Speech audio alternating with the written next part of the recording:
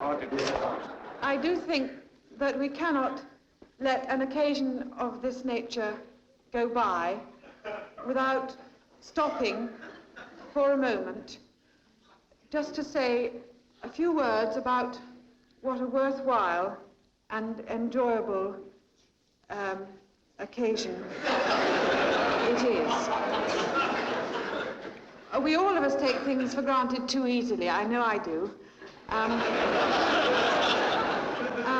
I do think that unless somebody stands up and just bothers to put it into words, we might all just sit here without realizing quite what a worthwhile and enjoyable time we were all having. Oh, and I must just say here before I forget, would people please not put unwanted sandwiches and other matter into the heating vents?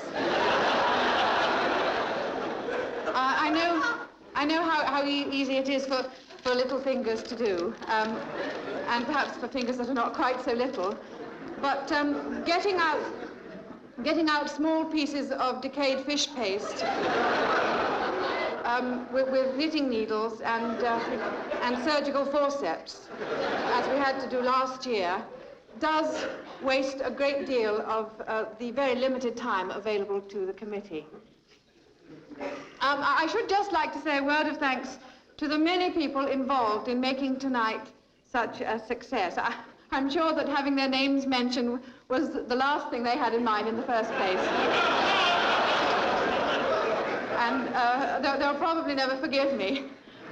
But I hope they'll forgive me if there are any names I forget to mention.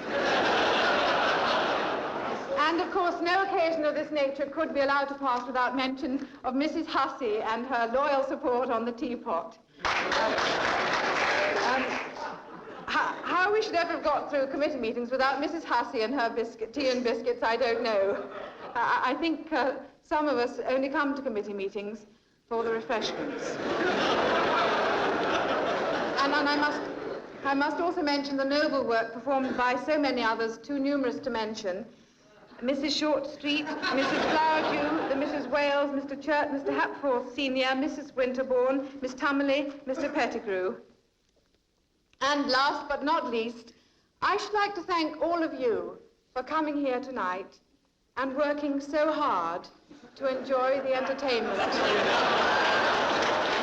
that all these good people have worked so hard to provide. It is particularly gratifying to see so many young faces here tonight. We often think that young people today are only out for a good time. Well, that certainly can't be said of these young people. It's also very gratifying to see all these other people who are not quite so young. I know how tempting it is, believe me, just to sit in front of a good fire and watch your favorite television program. And there are one or two rather good programs on tonight. I know how tempting it is to think, oh, let someone else go out this time and get themselves entertained.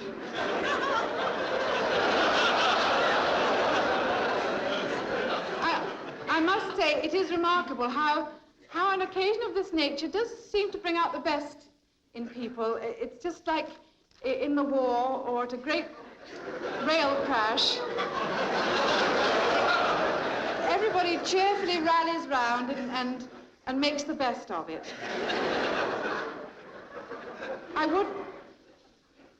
I would just like to say, in all sincerity, that it is people like you that make an occasion of this nature the sort of occasion it is.